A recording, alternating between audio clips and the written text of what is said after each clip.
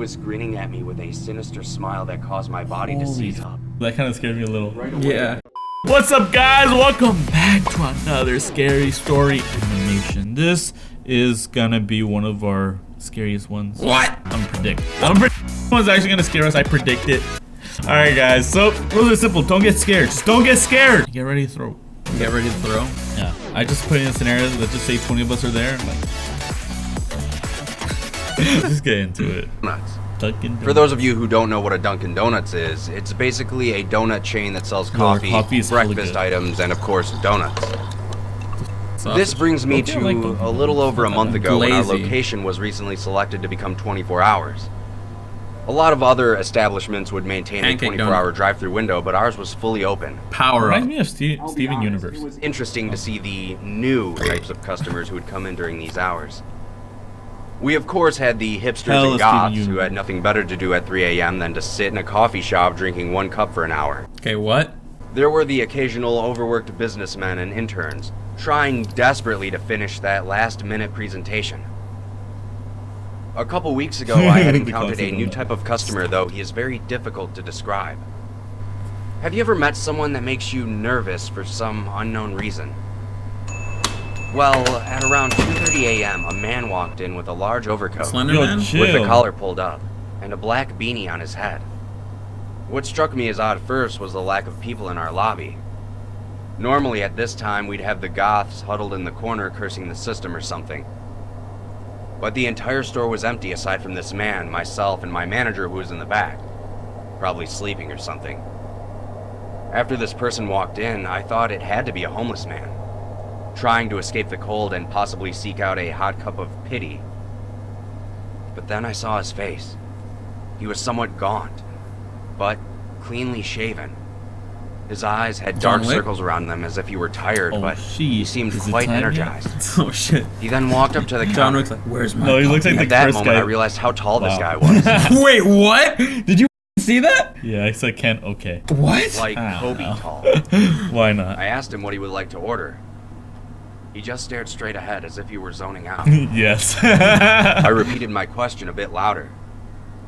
He only said one word. Coffee.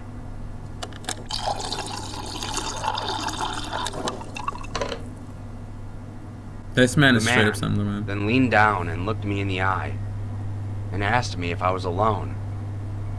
I told him I wasn't, that my manager was in the back room. He then pulled out a few crumpled up dollar bills, handed it to me, and then walked back out of the door without taking his coffee with him. As soon as he left the building, I felt this intense atmosphere lift up from around me. I was at a loss for words, to be honest. I quickly rushed to the back and told my manager about the whole situation, to which he told me to put the man's money aside in case he comes back for it. The next night, everything was back to normal. The usual customers sat in their respective seats, sipping their coffee. While I was keeping myself busy and mopping the floor, I couldn't help but think about the interaction I had last night. That's when I happened to look out of our front window. And I saw him. He was standing across the street under a streetlight. He was just standing there, staring at me. Yeah, I turned to see if my manager was behind the counter, and when I looked back, Fool wants a homie. He was gone. Fool's looking for a nice, cute. At that point, I was starting to feel unnerved. My last night working there was the worst by far. And also the reason I quit. I had arrived at work and relieved the people working before me. That's when I received a call from my manager telling me that he had a family emergency and would be a few hours late. I was upset, but there wasn't much I could do, so I just said all right. After 3 uneventful hours of me cleaning the same racks over and over again to keep my mind off things, I glanced out of the window once more. What I saw made my blood turn to ice. The man was standing on the other side of the window. He was grinning at me with a sinister smile that caused my body Holy that kind of scared me a little. Right away, I pulled out my cell phone and called the police. While my phone was ringing, the man did something strange. Without peeling his eyes from the glass, he pulled out a cell phone from his pocket. I watched him carefully as he began to type something into the phone without even looking at it. At that moment, my phone buzzed, notifying me of a text. It was Ken? The message said, "Now you're alone."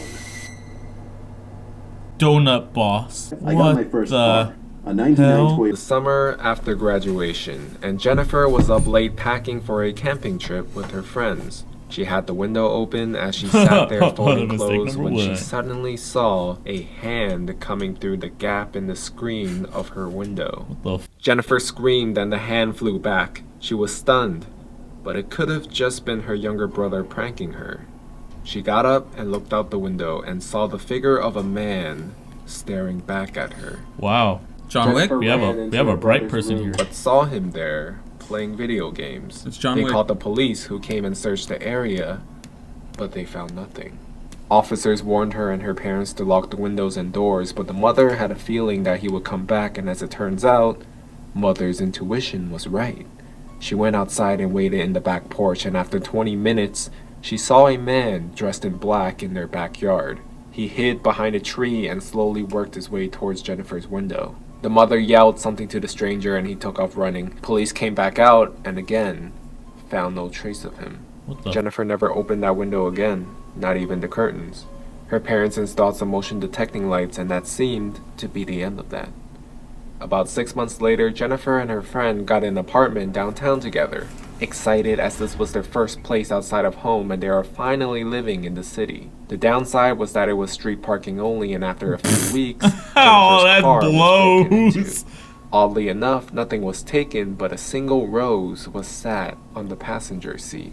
This creeped her out for sure, but she vowed to be vigilant and safe. She always tried to park close to the entrance near the lights, but it was often difficult to get those spots and she would Pussy. have to park farther away. Pussy. Things quickly began Cool. escalating at this point. Some dude Jennifer's gives car me a was rose on my broken into at seat? least one Dang. We'll make out with him. I'll for make hard. sure I'll park far further away next time. A pair of men's underwear was there instead.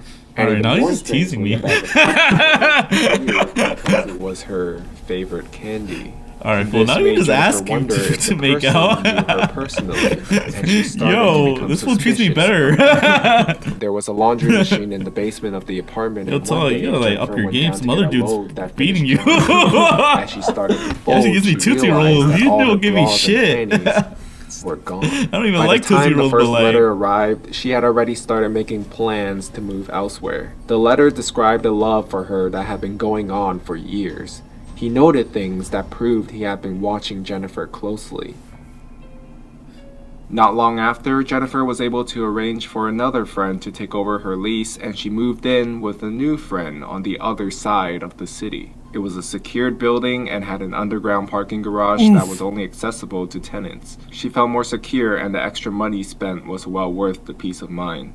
Things were quiet for a few months, and then her roommate got a boyfriend.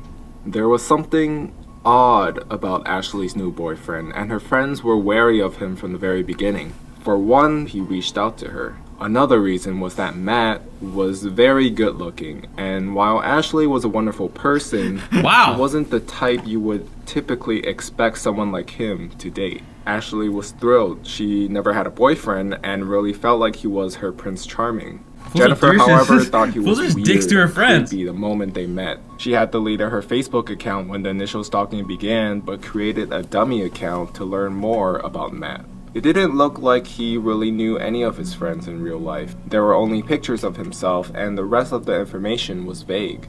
Jennifer and her friends gently tried to discourage Ashley from seeing Matt. He technically hadn't done anything wrong, but he was just so strange. She would immediately get defensive and would shut the conversation down. Matt started to spend more time at the apartment, and Jennifer found herself finding any excuse to avoid coming home. One day she came back home from work and found Matt on the couch, alone, drinking a beer. Ashley had been called into work and she told her that he could just hang out. Jennifer had no desire to spend any time with him, so she grabbed the beer and a snack and headed off to her room and shut the door. About 30 minutes or so, he knocked on Jennifer's door and suggested they watch some TV and get to know each other better because they both loved Ashley. Not wanting to engage in conversation, Jennifer focused on the movie. But at one point, she glanced over to Matt, and he was staring at her with a smile on his face. Oh, Jennifer snapped at him and said, "What?" as he just continued to smile and said, "I just can't believe it." "Believed what?" He said nothing and went back to watching the movie. She had no idea what he was talking about, but the interaction had every hair standing up on her body. She excused herself and locked the door to her room. Another month or so went on, and Jennifer had managed to avoid being home for much beyond sleeping and showering. Matt practically lived there and had even brought a bunch of his things into Ashley's room. Jennifer didn't want to move again, but was beginning to look for other options. On Ashley and Matt's 6-month anniversary, there was a huge bouquet of flowers on the table and an already opened card propped up next to it.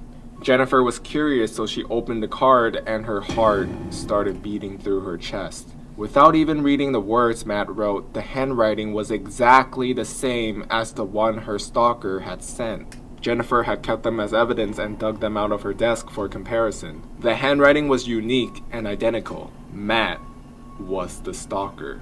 Jennifer called the police, and as they were on their way, she called Ashley and asked her to come over, terrified to tell her the truth because she knew that her heart would be shattered. The police took a statement from Jennifer and went to Ashley's work to get more information from her and ended up breaking the news. Apparently, Ashley called Matt after and left a furious message even though the cops told her not to say anything, and he completely disappeared after that.